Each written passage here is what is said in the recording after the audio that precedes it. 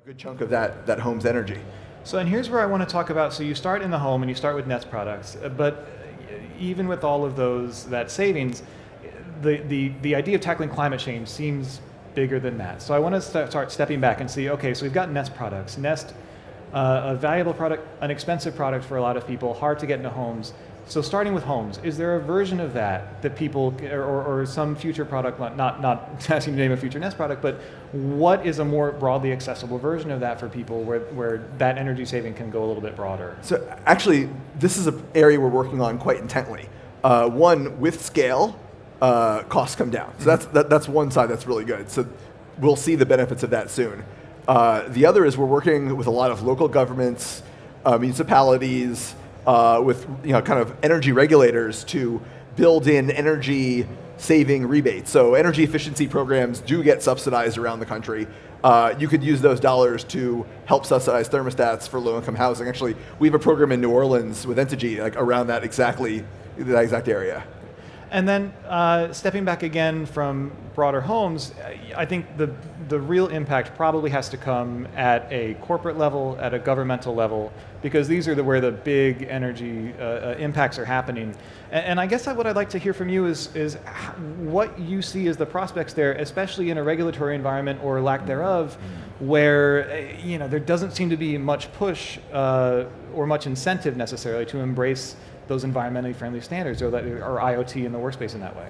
I mean, to be frank, the companies that get it, the companies that make the transition to decarbonization, let's say, are the ones that will survive. The ones that don't get it will not make it the next 15 to 20 years. So government regulatory environment or not, the companies you see that start to make that transition today, that plan for it, to change their workforce, to change the way how they do business, to change their products and their services, those are the ones that will survive. The ones that don't do it will be left behind. Do you mind expanding on that a little bit in terms of survival, and why won't they survive? Why can't a company just continue to use cheap coal or your energy solutions that are cheaper but not as efficient? Like what is it about their lack of adaptability that would actually put them in jeopardy? The best way to put it is the impacts we're causing the planet with our emissions. Today we don't pay the cost for them. We, society, pay the cost over time, but the company that does the damage doesn't pay the cost, or the consumer that caused the damage doesn't pay the cost. That is changing. I mean, actually, Canada, being a bit more progressive than the US, has already started to roll out carbon taxes across the country. This is something that will happen worldwide. It will take time, but we'll get there. So the companies that already are planning for that environment are the ones that will make it. So the assumption then is that eventually the regulatory framework will happen. So there's no free, you might be able to slide by for now, but you will be caught. That's right. You could play the short term, but the reality is this is a long-term strategy that every company needs to take. So that's a little bit of the playing defense. I want to read back a quote from you from a recent, Medium post when on Earth Day. You said, "In addressing our climate challenges, we have the opportunity to create a wave of economic opportunity bigger and more inclusive than the one created by the internet," which is a very big statement. The internet created a whole lot of opportunity. Yeah. So do you mind speaking a little bit to that? And I guess I am a little skeptical in terms of the scope of that opportunity. Are there specific things you can point to in terms of it's already playing out and we're already seeing it at scale? Yeah, so this is, again, if you think about climate change is not just about energy. This is a false dichotomy that we make as people who read a lot of media. It turns out climate change affects everything we do in our way of life. So from the agriculture industry, how we get our food to what foods we eat, beef and lamb, incredibly intensive when it comes to resources, carbon, water. The entire agriculture industry will change over time. Transportation, that entire industry will change over time. The industrial sector will change. The housing sector will change. This is something that affects everything we do in our way of life. It is not just the energy sector. Energy sector is anywhere between a quarter to a third of emissions. It's not a bulk of the pie, actually. It's really everything else. So again, the companies that get this transition will become the biggest companies in the world. The ones that don't will be left behind. Do you think that it's something that, especially going back to the IoT specifically, because that is ostensibly what we're talking about here, for startups, for young companies, as they are trying to either enter IoT or if it's tangential to their business, how top on their priority list, where should the environmental considerations be? Because there are obviously a lot of things that go into being a successful company. So you may not be able to, if you're just starting out, think about prioritizing for 5-10 years in the future when you don't know if you have next year or the year after. I mean, to be frank, there's a lot of companies out there that are building solutions in search of problems. And fortunately, climate change is a problem that's in our face today that is of the grandest scale you can imagine. So, there are probably thousands, if not tens of thousands of companies that could be built to solve that problem space. There are all too many companies that are just searching for a solution, searching for a market based on some technology they may have built. In fact, they should have gone the other way around. Who do you see doing it right now, other than Nest? Who do you see out there who is actually making a positive impact, but also doing it in a way that is sustainably profitable, or it makes good business sense as well as good environmental sense? I am really intrigued by the plant-based meats industry. Okay. So, this is the Impossible Foods or the Beyond Meats of the world. This is, instead of raising cattle to feed us, let's take plants and use plant-based proteins to feed us. It's long-term sustainability is obvious. Less water, less energy, less food, less land, less CO2, less methane, and again, let's call it the cattle industry. The cattle farming industry will need to change and adapt with the times. Otherwise, in 50 years, how many of us are going to be growing cows to eat? Probably not. Yeah. It's going to be too expensive. And then back to IoT again specifically. We are close to 5G becoming a thing. Well, depends on who you talk to. Say 5, 6, 7 years from 5G being pretty widespread. And with that, we are going to have more sensors and have more data, presumably, than we've ever had before. And we were just talking in the intro about how much data we have. We are about to have a deluge of data from internet-connected everything. How do we harness that data, and how can we possibly hope to process all that data and get something actionable out of it on the other end? Or what opportunities do you see there in terms of things we can know once that happens that we just have no way of knowing right now? I think this, again, is one of the next untapped opportunities in the IoT space.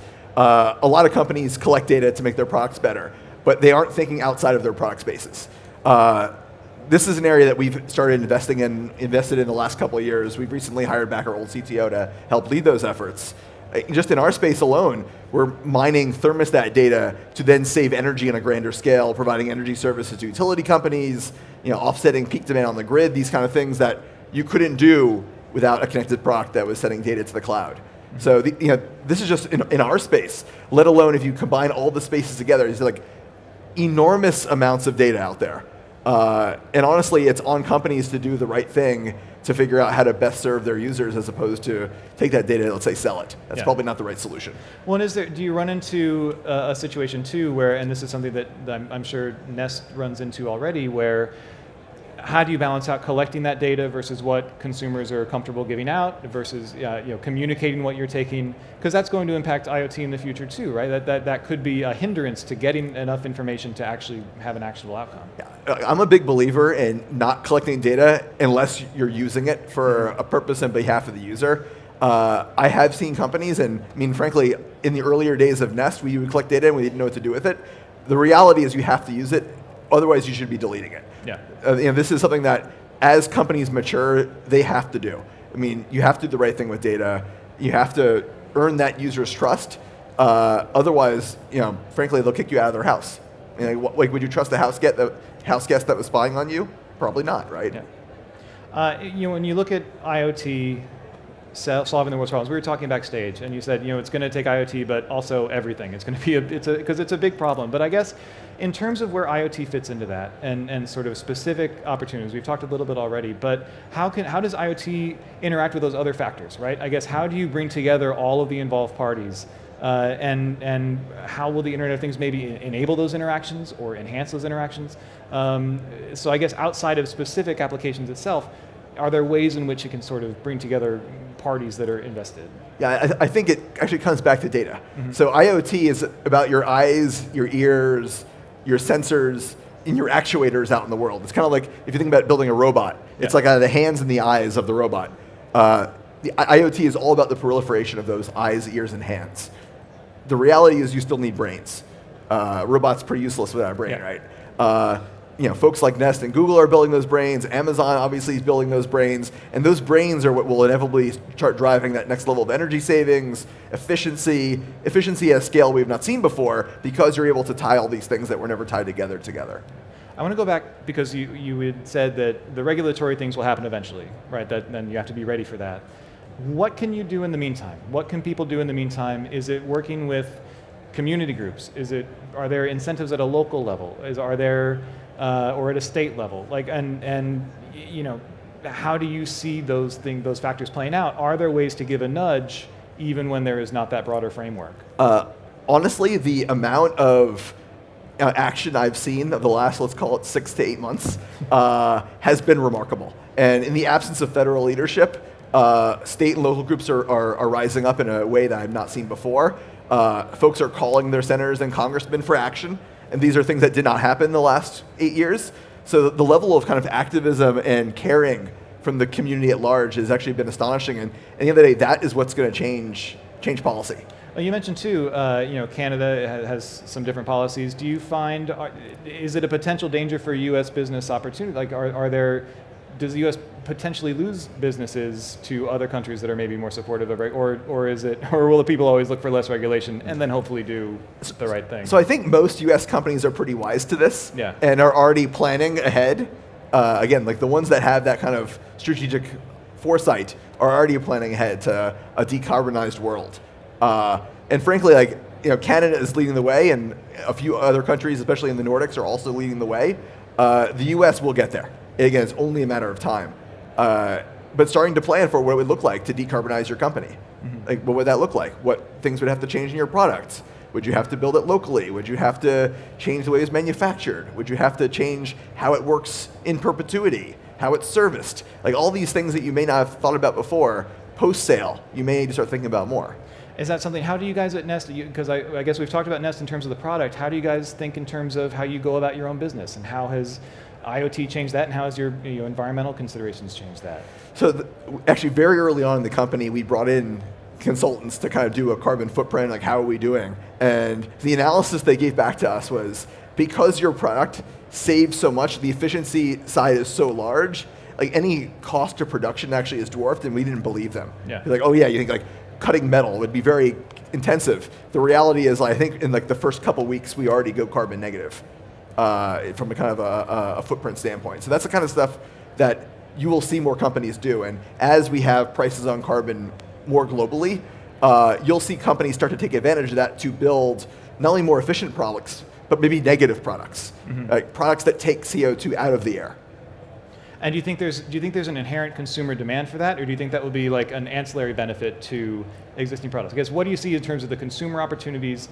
Nest thermostat is obviously environmentally friendly. It also saves them money in the long run. Do you think there always has to be that sort of added benefit of, well, it's also going to save me money, or do you see in consumers today an increasing willingness or an eagerness to have that sort of environmental impact on their own and reducing their own footprints? Right. I think, to be honest, you need both.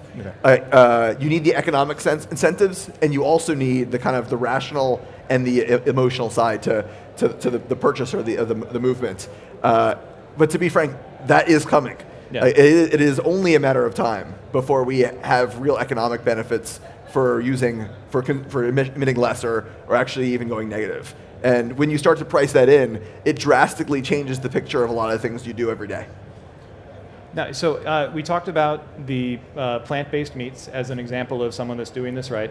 Is there an IoT example, because we are technically an IoT channel, is there an IoT example of someone who's doing it right at scale, sort of who's working with larger companies? I think the best example, honestly, outside of Nest is probably Tesla. Mm-hmm. You think about the vertical integration of solar power with batteries and electric vehicles. That is, that pipeline that is, vertically integrated not only is, saving energy that would be produced elsewhere, but it's doing it in a much more local way. I think they're doing it at scale, and they will be doing it at further scale.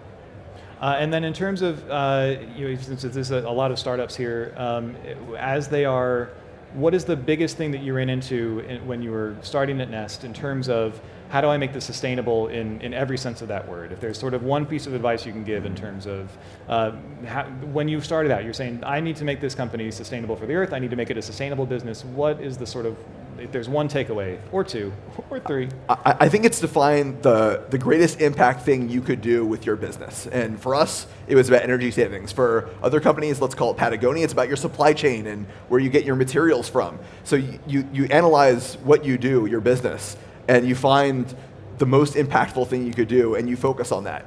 And in the Patagonia example, you think about what the impact they had on their supply chain that eventually influenced companies like Walmart. Mm-hmm. And these are the things that, when you start amplifying them up, is epic scale. Changing industries and the way we do things. Gotcha. Matt, I think we're just about out of time. Thank you guys so much for joining us today. Thank you.